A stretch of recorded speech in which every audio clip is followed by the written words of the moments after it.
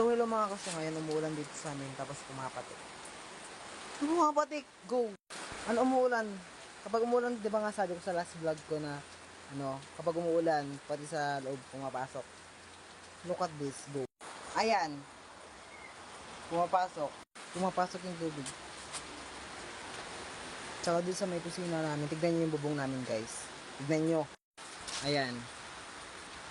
Tumutulo siya. Yan. Kaya ang hirap talaga kapag umuulan dito sa amin. Lalo na pag malakas. At saka yung may mga hangin kulog kidlat, ganun. Nakakatakot. Kasi dito sa bahay namin guys is open lahat. Open. Lalo na dito sa may kusina namin open siya. Kasi nakaharang lang siya na na may yero lang siya guys. Parang binis yung mukha ko dito. Go, papakita ko sa inyo. Ganito yung itsura ng likod namin guys. Yan. Ito yung likod ng bahay namin. Yan. Sa likod niya, yan, bukid na siya. Yan. Ito naman yung sa may bandang kusina. Yan. Tumutulo siya. Tumutulo siya. Yan guys, ganito yung itsura pag umuulan. Yan. Yan, nakikita niyo nababasa ako. Go. Pabida na naman to. Go. Kaya dito sa bahay namin guys, sobrang hirap talaga as in. Pagkita ko sa inyo yung papag namin. Kung saan natutulog yung mama ko at saka yung yung bunso kong kapatid. Dito. Yan. Ito yung sinusuot namin guys pag nagbubukid kami. Yan. Ito yung papag na sinasabi ko sa inyo.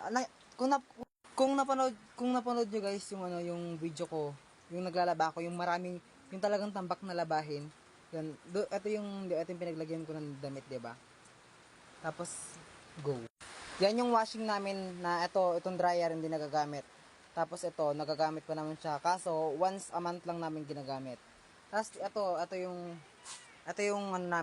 yung papag kumbaga. Dito natutulog si mama. Kaya sobrang hirap kapag umuulan yan, nababasa-basa siya. Pero dun sa mismong kwarto naman namin ay hindi naman siya nababasa. Diyan pumapasok din yung tubig. Ganito kahirap guys, kaya kapag umuulan na, yun na, todo tabi na sa mga gamit kasi baka mabasa, ganyan.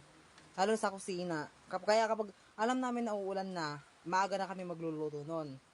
Para else na medyo tumagal yung ulan, magkakain na lang. So ito pa rin pala yung gamit ko cellphone guys. Yan, hindi pa rin magbabago. Ikaw pa rin ang mahal ko. Hoy! Go, OA, go. Yan. Kaya, yun. Kaya nga mas pipiliin ko ay, mas maganda. Ay, ang nabubulo. Kaya nga guys, napag-desisyonan ko na Pero kung graduate lang ako ng grade 12 guys, naghanap na ako ng trabaho ko para makatulong na rin, para mapaayos na rin tong bahay. Yan. Kaso nag-aaral pa rin ako guys. Dalawa kami ng kambal ko, senior high na, grade 12. Yan. Muna, siguro, sige, pag-usapan natin tong issue to. Go. Ingay. Sabi ko sa sarili ko nun guys, diba nga, 6 kami magkakapatid, tapos nag-aaral kami lahat.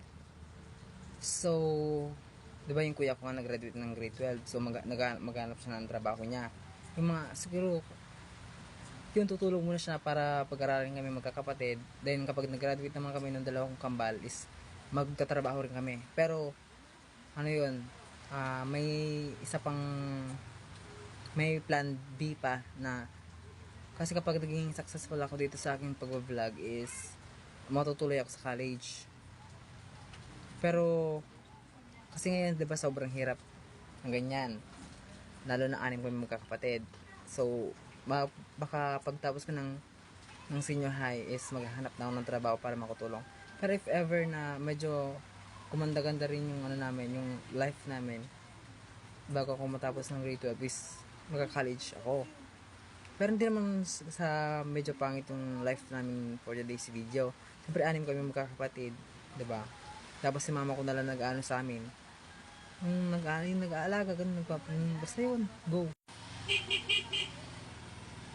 Kaya ayun, nakabaka sana bago matapos ako mag grade 12 is medyo gumanda-ganda na yung life. go. Para makapag-college pa ako. Pero, para sa akin kasi, mas kailangan kasi, kaya, pagtapos ko ng senior high, baka magtrabaho ko kaagad. Kasi alam niyo naman sa sobrang hirap ng buhay, 'di ba? Lalo na't anim kami magkakapatid. 'Yun. Tapos syempre itong bahay namin. Siguro mas tutulong na muna siguro ako katapos ko mag senior high. Bago papatuloy ko na lang yung pag-aaral ko.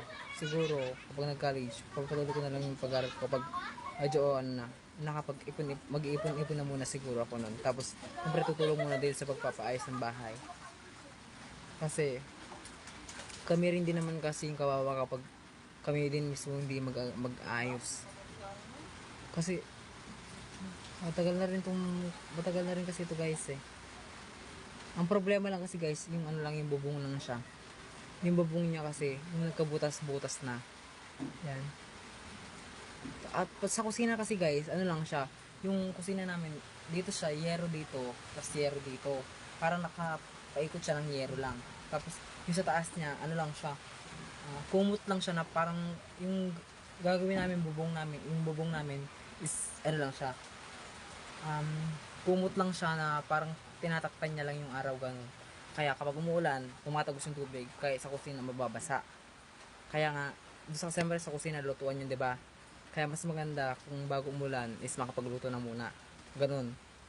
Lalo na ngayon, kahoy muna yung uling pa lang kasi kasi siyempre 'di ba umuulan, hindi ka makakapagkahoy, hindi ka makakahanap ng kahoy na pwedeng gamitin mo. Kaya kapag maraw naman kapag umuulan, siyempre uling na lang yung ginagamit. Hindi na kami nakakagamit ng guys, yung yung gas, yung sa stove, yung ginaganong go. Kasi yung pambibili ng ganon pambibili na lang ng siyempre, yun, go. Baka bukas na lang din ako makapagpagupit guys, ganyan mo. Messy hair, messy. Actually, hindi naman ganito talaga yung style ng buhok ko. Pag ganun talaga siya, para siyang Jose Rizal. So, ako lang talaga, tinatry ko lang kung bagay sa akin yung ganitong buhok. Yung ganyan, Yung ginaganyan. Kasi nakikita ko doon sa ibang buhok, guys, yung kaya nilang ganunin yung buhok nila. Yan. Yung bagsak, yung buhok, wag lang yung grades. Go. Ayan, isang taon na lang naman. Yan. Pero, syempre, nagsa-sideline din na magtanim-tanim din ng ngingay. Yun. Ang ingay ng kambal ko. Nag-usap sila ng jowa niya. Sana all may jowa. Ako kasi single. Single kasi, ewan ko. Hindi ko nga alam. Hindi ko alam kung bagay ko patang buhok na to, yung ganyan. Gusto ko yung go, OA. So, maraming nagko-comment sa akin. Maraming nag-mention na bakit di na daw ako nag-upload. Ganun. Siyempre, nag-rest na muna ako ng konti. Kasi, go. Wala lang. Kasi, siyempre, ulit-ulit na lang nangyayari sa araw-araw. Baka ma-bored kayo, di ba? Ayaw ko naman na ma-bored ka sa akin. Hoy! Pumunta na ako ng school namin Ngingay. Yan, pumunta na kami sa Aguso kanina sa school na papasukan namin sa grade 12 is na kami, balik eskwela yung brigada na kami kanina. Tapos sa Miyerkules na ako magpapa-enroll kasi half day lang ang enrollan.